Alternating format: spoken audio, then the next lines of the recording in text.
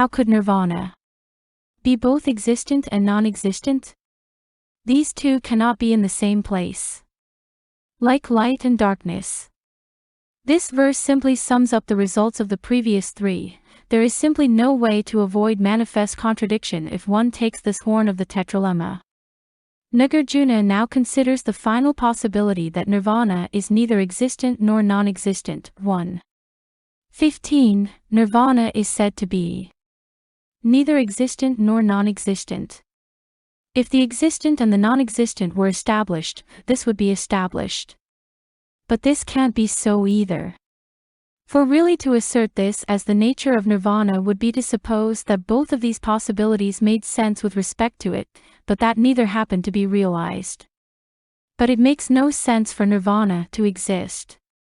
And it makes no sense for it not to exist. So of each, the negation can't be assigned any coherent meaning.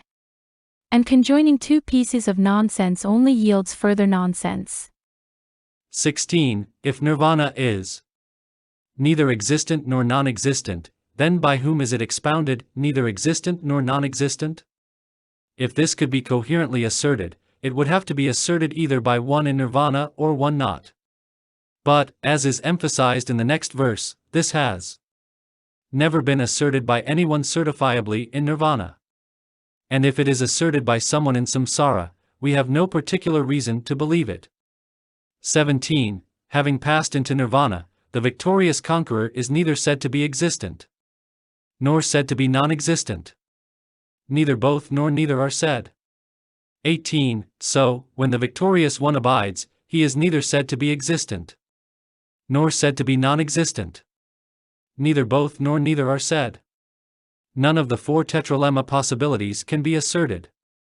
Just as in chapter 22, we see that when things are plausibly posited by an interlocutor as ultimates, Nagarjuna resorts to a negative tetralemma. This emphasizes that all discourse is only possible from the conventional point of view. When we try to say something coherent about the nature of things from an ultimate standpoint, we end up talking nonsense. But recall the discussion of emptiness and convention in chapter 24, we can develop an understanding of emptiness in relation to conventional reality, of emptiness as empty. Emptiness seen that way simply is the lack of essence of the conventional. Its own emptiness is the fact that it itself is no more than that. Seeing the conventional as conventional, we argued, is to see it as it is ultimately. At this point, Nagarjuna makes a similar move with regard to nirvana and draws one of the most startling conclusions of the Mulamadhyamakarika. Just as there is no difference in entity between the conventional and the ultimate, there is no difference in entity between nirvana and samsara. Nirvana is simply samsara seen without reification, without attachment, without delusion.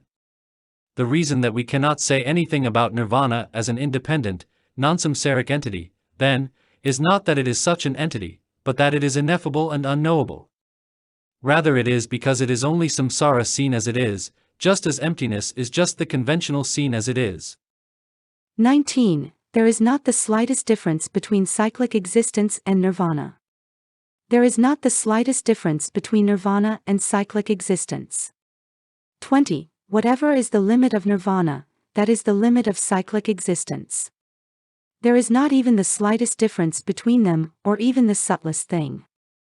To distinguish between samsara and nirvana would be to suppose that each had a nature and that they were different natures. But each is empty, and so there can be no inherent difference. Moreover, since nirvana is by definition the cessation of delusion and of grasping and, hence, of the reification of self and other and of confusing imputed phenomena for inherently real phenomena, it is by definition the recognition of the ultimate nature of things. But if, as Nagarjuna argued in chapter 24, this is simply to see conventional things as empty, not to see some separate emptiness behind them, then nirvana must be ontologically grounded in the conventional.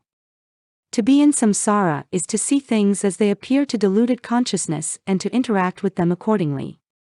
To be in nirvana, then, is to see those things as they are as merely empty, dependent, impermanent, and non-substantial, but not to be somewhere else, seeing something else.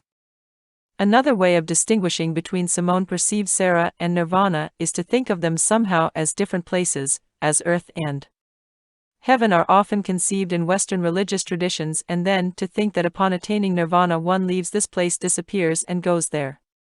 Of course, if one thinks at all about the career of the historical Buddha Sakyamuni, that would entail that upon attaining enlightenment, he would have disappeared.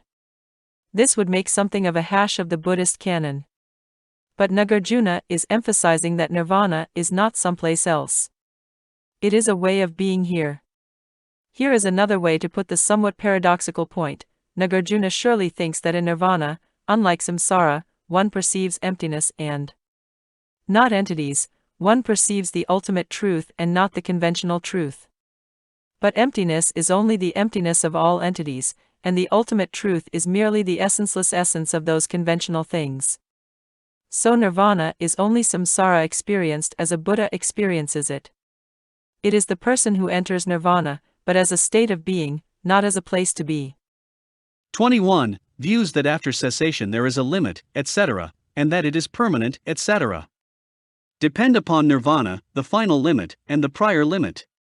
The kind of metaphysical speculations that the Buddha discouraged in the famous discussion of the unanswerable questions regarding the origins and limits of the world and what lies beyond the universe in space and time, are grounded, Nagarjuna asserts, in the view that cyclic existence, the entire phenomenal world, can be conceived as an entity against which stand other entities or other regions.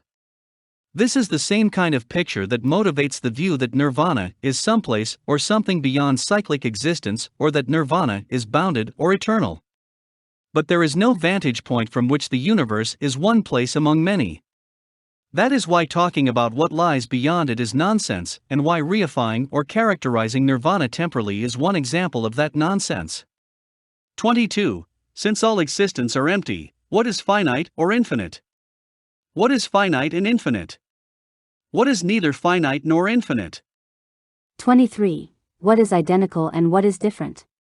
What is permanent and what is impermanent? What is both permanent and impermanent? What is neither?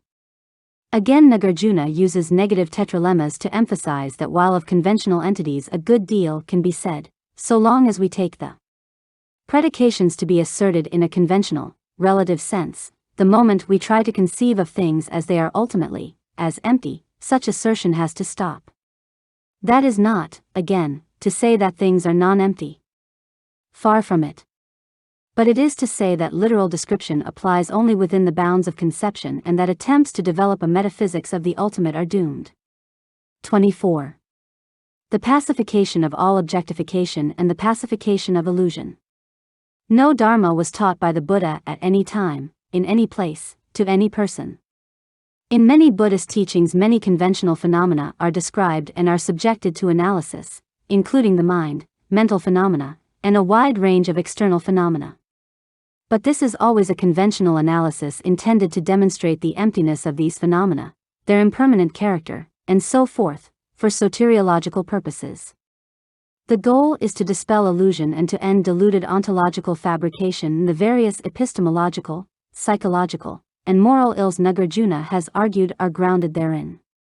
But it is important, Nagarjuna concludes, not to reify that doctrine, or any of the entities that appear as prima facie reference of the words used to expound it, the Buddha, the spiritual community, etc. In fact, it is important to see that nirvana does not, on this account, amount to an entity. It is not achieved or described by entities. Rather, it is a way of engagement with non-entities by non-entities.